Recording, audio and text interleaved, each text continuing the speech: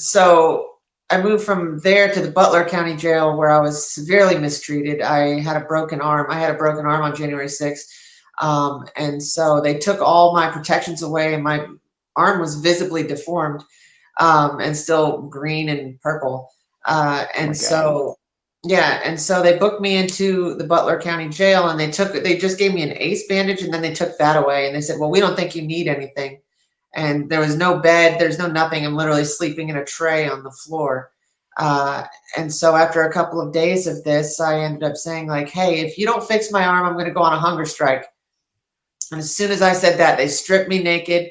They threw me in this glass booth. They paraded me through the jail without any clothes. Like, it was very humiliating. And then they stuck me in this glass booth in the intake lobby.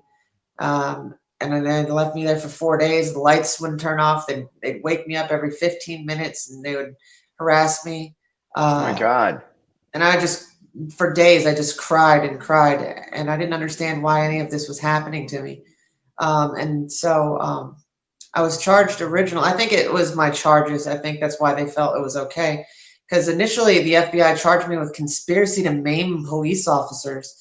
And eventually the grand jury looked at the charges and dismissed them and said, "No, she didn't do that. There's no evidence whatsoever she did that." And grand juries don't dismiss charges very often.